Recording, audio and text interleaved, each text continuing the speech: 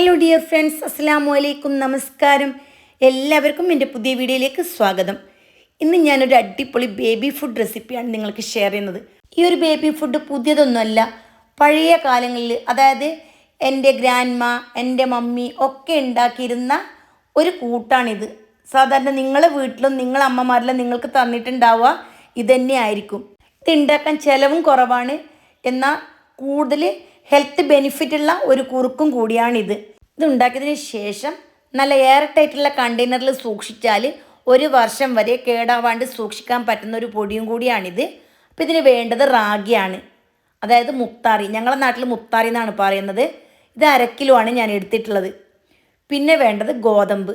നിങ്ങൾക്ക് റേഷൻ ഷോപ്പിൽ നിന്ന് കിട്ടുന്ന ഗോതമ്പെങ്കിൽ അതും കുഴപ്പമൊന്നുമില്ല. ഞാൻ കുത്തിയ ഗോതമ്പാണ് എടുത്തിട്ടുള്ളത്. അതും 1/2 കിലോ ആണ് എടുത്തിട്ടുള്ളത്. രണ്ടും ഒരേ അളവാണ്. എന്നിട്ട് ഇത് രണ്ടും കൂടി നന്നായിട്ട് തന്നെ കഴുകിയെടുക്കണം. അപ്പം ഞാൻ ഒരു വലിയ പാത്രത്തിൽ ഇട്ട് കൊടുക്കുന്നുണ്ട്. നല്ലപോലെ കഴുകാൻ പറ്റണം. ഇനി മുത്താറിയും ഇട്ട് കൊടുത്തതിന് ശേഷം ധാരാളം വെള്ളം ഒഴിച്ചിട്ട് കഴുകിയെടുക്കണം. പ്രത്യേകം ശ്രദ്ധിക്കണം, ഇത് ബേബീസിന് കൊടുക്കാനുള്ളതാണ്. അതുകൊണ്ട് തന്നെ നന്നായിട്ട് ക്ലിയർ ആവുന്നത് വരെ കഴുകിയെടുക്കണം. അപ്പോൾ ധാരാളം വെള്ളം ഒഴിച്ചിട്ട് നല്ലപോലെ തിരുമ്മി കഴുകിയെടുക്കണം. 6 or 7 പ്രാവശ്യമൊന്നും കുഴപ്പമില്ല.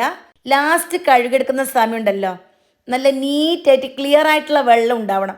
അതുവരെ കഴുകിയെടുക്കണം. എന്നിട്ട് ഇതൊരു അരിപ്പയിലിട്ട് വെക്കണം. ഞാൻ വീഡിയോയിൽ കാണിക്കുന്നുണ്ടല്ലോ, ഇതുപോലെ തിരുമ്മി തന്നെ കഴുകിയെടുക്കണം. ഇതിൽ ധാരാളം അഴുക്കൊക്കെ ഉണ്ടാവും. ഇതെല്ലാം മാറിക്കിട്ടണം. ഇനി ഇത് നമുക്കൊരു അരിപ്പയിലേക്ക് മാറ്റാം. നന്നായിട്ടൊന്ന് ഡ്രെയിൻ ചെയ്തെടുക്കണം. ഏകദേശം 1/2 മണിക്കൂർ ഇട്ട് വെക്കുമ്പോൾ തന്നെ നന്നായിട്ട് വെള്ളമൊക്കെ വറ്റി വരും. അതിന് ശേഷമാണ് നമ്മളിത് ഉണക്കിയെടുക്കേണ്ടത്. അപ്പോൾ ഉണക്കിയെടുക്കുന്ന സമയം പ്രത്യേകം ശ്രദ്ധിക്കണം. സാധാരണ എല്ലാവരും അരിയൊക്കെ ഫാനിൻ്റെ കീഴിൽ വെച്ചിട്ടാണ് ഉണക്കിയെടുക്കൽ. ആ രീതിയിൽ ഉണക്കിയെടുക്കാൻ പാടില്ല. ഇത് കുറേ നാൾ സൂക്ഷിക്കാനുള്ളതാണ്. അപ്പോൾ ഇതിലേക്ക് ഫംഗസ് ഒന്നും വന്നാലും നമുക്ക് കാണാൻ പെട്ടെന്ന് അറിയില്ല. അപ്പോൾ അതുകൊണ്ട് തന്നെ നല്ല പോലെ വെയിലത്ത് വെച്ചിട്ട് വേണം ഇത് ഉണക്കിയെടുക്കാൻ വേണ്ടി. ഞാനിവിടെ അരിപ്പയിൽ ഇട്ട് വെച്ചിട്ടുണ്ട്. ഇത് വെള്ളമൊക്കെ വാർന്ന് കഴിഞ്ഞാൽ നമുക്ക് നേരെ ടെറസിൻ്റെ മീതെയാണ് ബെസ്റ്റ്. അവിടെ ആകുമ്പോൾ കൂടുതൽ അഴുക്കൊന്നും ഉണ്ടാവില്ല. ഒരു പായൊക്കെ വിരിച്ചിട്ട് അതിൻ്റെ മുകളിൽ വേണം തുണി വിരിക്കാൻ. എന്നിട്ട് അതിൻ്റെ മുകളിലേക്ക് ഈ കൂട്ട് ഇട്ട് കൊടുക്കണം.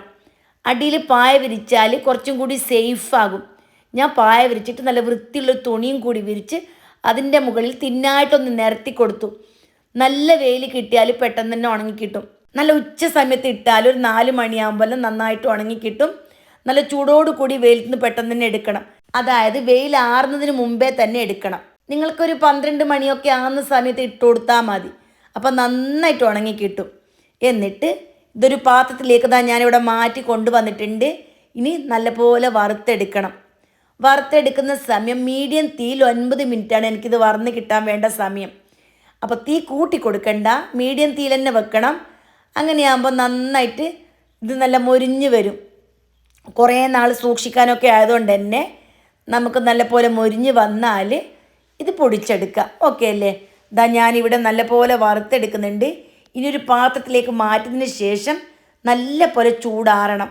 ചൂടാറിക്കഴിഞ്ഞാൽ മാത്രം പൊടിച്ചാൽ മതി. ചൂടോട് കൂടി പൊടിക്കുന്ന സമയത്തും പെട്ടെന്ന് പൊടിഞ്ഞ് കിട്ടില്ല. അത് മാത്രമല്ല, പെട്ടെന്ന് കേടാവാനും ചാൻസ് ഉണ്ട്. അല്പാൽപ്പം വേണം പൊടിച്ചെടുക്കാൻ. ഞാൻ മിക്സിൻ്റെ ചെറിയ ജാറുണ്ടല്ലോ, കുഞ്ഞു ജാറ്, അതിലാണ് പൊടിച്ചെടുക്കുന്നത്. അതിലാകുമ്പോൾ നൈസായിട്ട് പൊടിഞ്ഞ് കിട്ടും. എന്നിട്ട് 2 പ്രാവശ്യമെങ്കിലും അരിച്ചെടുക്കണം. ഗോതമ്പിലൊക്കെ ധാരാളം ഉമ്മി ഉണ്ടാവും. അപ്പോൾ ഒരു പ്രാവശ്യം അരിച്ചാലൊന്നും കറക്റ്റായിട്ട് ഉമ്മി പോയി കിട്ടില്ല. 2 പ്രാവശ്യം അരിച്ചതിന് ശേഷം കുറച്ച് വേസ്റ്റൊക്കെ കിട്ടും, അത് കളഞ്ഞാൽ മതി. എന്നിട്ട് അല്പം കൂടി ചൂടാറാൻ വെയിറ്റ് ചെയ്യണം. അതായത് മിക്സിയിൽ പൊടിച്ചെടുക്കുന്നതല്ലേ, അപ്പോൾ മിക്സിൻ്റെ ഒരു ചൂടൊക്കെ ഉണ്ടാവും. അതെല്ലാം പോയതിന് ശേഷം മാത്രം നമ്മൾ ഇതൊരു കണ്ടെയ്നറിലേക്ക് മാറ്റണം. ഇത്രയെല്ലാം വേസ്റ്റ് കിട്ടുന്നുണ്ട്. ഇതൊക്കെ കളയാല്ലാണ്ട് നമുക്കിത് കഴിക്കാൻ പറ്റില്ല. നൈസായിട്ട് പൊടിച്ചെടുത്തിട്ടുണ്ട്. ഇനി അല്പം ചൂടാറട്ടെ. ഗൈസ്, നല്ലപോലെ ചൂടൊക്കെ ആറിയിട്ടുണ്ട്. ഇനി നമുക്ക് നല്ലപോലെ വൃത്തിയുള്ളൊരു കണ്ടെയ്നറിലേക്ക് മാറ്റണം. ഞാൻ കണ്ടെയ്നറിലുണ്ടല്ലോ ഒരു നല്ല വൃത്തിയുള്ള പ്ലാസ്റ്റിക് കവറും കൂടി വെച്ചിട്ടുണ്ട്. എന്നിട്ട് അതിലേക്കാണ് ഇട്ട് കൊടുക്കുന്നത്. പിന്നെ ഇട്ട് കൊടുത്ത് കഴിഞ്ഞാൽ നന്നായിട്ട് ടൈറ്റാക്കി വെക്കണം. ഇത് ഫ്രിഡ്ജിൽ സൂക്ഷിച്ചാൽ കുറേ നാൾ സൂക്ഷിക്കാൻ പറ്റും. പുറത്തായാലും പെട്ടെന്നൊന്നും കേടാവില്ല. എങ്കിലും കുഞ്ഞിന് കൊടുക്കാനായതുകൊണ്ട് തന്നെ ഫ്രിഡ്ജിൽ വെക്കുന്നതാണ് എപ്പോഴും സേഫ്. ഇതിൽ ഈ ഫംഗസോ ബാക്ടീരിയയോ എന്തേലും വന്നാൽ നമുക്ക് പെട്ടെന്ന് മനസ്സിലാക്കാൻ പറ്റില്ല. അപ്പം അതുകൊണ്ട് തന്നെ നന്നായിട്ട് മൂടി വെക്കണം, എന്നിട്ട് ഫ്രിഡ്ജിലേക്ക് മാറ്റണം. നമ്മൾ സ്ഥിരമായിട്ട് കുഞ്ഞിന് കൊടുക്കാൻ വേണ്ടിയിട്ട് ചെറിയൊരു ബോട്ടിലാക്കി അത് പുറത്ത് വെച്ചാൽ മതി. അതും ഫ്രിഡ്ജിൽ തന്നെ വെച്ചാൽ കുഴപ്പമൊന്നുമില്ല. അതായത് വലിയ ബോട്ടിൽ അപ്പം തുറക്കേണ്ട ആവശ്യമില്ലല്ലോ. ചെറിയ ബോട്ടിലിട്ട് വെച്ചാൽ ഇതാ ഇവിടെ ഞാനെല്ലാം നന്നായിട്ട് ടൈറ്റാക്കി മൂടി വെച്ചിട്ടുണ്ട്. ഇനി ഇത് ഫ്രിഡ്ജിലേക്ക് മാറ്റണം. പിന്നെ ഇത് ഉണ്ടാക്കുന്നത് എങ്ങനെയെന്നും കൂടി ഞാൻ കാണിച്ചു തരാം. ഒരു പാത്രത്തിലേക്ക് 3/4 കപ്പിനടുത്ത് വെള്ളം ഒഴിച്ചിട്ട് അതിലേക്ക് 2 ടീസ്പൂൺ ഈ പൗഡർ ഇട്ട് കൊടുക്കണം. എന്നിട്ട് നല്ല പോലെ കലക്കിയെടുത്തതിന് ശേഷം ചെറിയ തീയിൽ വെച്ചിട്ട് 5 മിനിറ്റ് നന്നായിട്ട് കുക്ക് ചെയ്തെടുക്കണം. ഈ പൊടി നല്ല പോലെ വെന്ത് വരണം.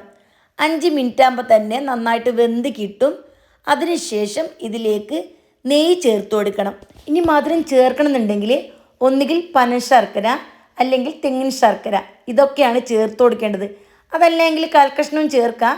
എൻ്റെ വീട്ടിൽ എൻ്റെ മമ്മിയുടെ മുമ്പേ തെങ്ങിൻ ശർക്കര പനൻ ശർക്കര ഒക്കെയാണ് ചേർത്തുകൊണ്ടുണ്ടായിരുന്നത്. ഞാനിപ്പോൾ ഒന്നും ചേർക്കുന്നില്ല, കാരണം കുഞ്ഞുങ്ങൾക്ക് ടേസ്റ്റ് ഒന്നും അറിയില്ല. ടേസ്റ്റ് അറിയാത്ത കുഞ്ഞുങ്ങൾക്ക് നമ്മളെന്തിനാ വെറുതെ ടേസ്റ്റ് അറിയിപ്പിക്കുന്നത്? അതുകൊണ്ട് തന്നെ ടേസ്റ്റ് ഒന്നും ഇല്ലാത്ത രീതിയിൽ നെയ്യ് അല്പം ചേർത്ത് കൊടുത്തു. അത് കുഞ്ഞിൻ്റെ വളർച്ചയ്ക്കും ബുദ്ധി വികാസത്തിനും ഒക്കെ ആവശ്യമാണ്. അതുകൊണ്ട് 1/2 ടീസ്പൂൺ നെയ്യ് ചേർത്തിട്ട് വീണ്ടും 1 മിനിറ്റും കൂടി ഫുൾ ഫ്ലെയിമിൽ വെച്ചിട്ട് നന്നായിട്ട് ഇളക്കിയെടുത്തു. അപ്പോൾ എക്സ്ട്രാ വെള്ളമൊക്കെ ഉണ്ടെങ്കിൽ നന്നായിട്ട് വറ്റി കിട്ടും. ഇപ്പോൾ ഈ ഒരു പരുവത്തിലാണ് കുഞ്ഞിന് കുറുക്ക് വേണ്ടത്. ഇത് 6-ാം മാസം മുതൽ തന്നെ കൊടുത്തു തുടങ്ങാം. പക്ഷെ ഞങ്ങൾ 7-ാം മാസം മുതലാണ് കൊടുത്തു തുടങ്ങിയിട്ടുള്ളത്. അപ്പോൾ ഇത്രയേ ഉള്ളൂ ഇന്നത്തെ വീഡിയോ. എല്ലാവർക്കും ഉപകാരപ്പെട്ടു എന്ന് വിചാരിക്കുന്നു. അപ്പോൾ എല്ലാവരും ഇഷ്ടപ്പെട്ടാൽ ഷെയറും ഹൈപ്പും എല്ലാം ചെയ്ത് തന്നെ സപ്പോർട്ട് ചെയ്യണം. വീണ്ടും കാണാം. Bye bye.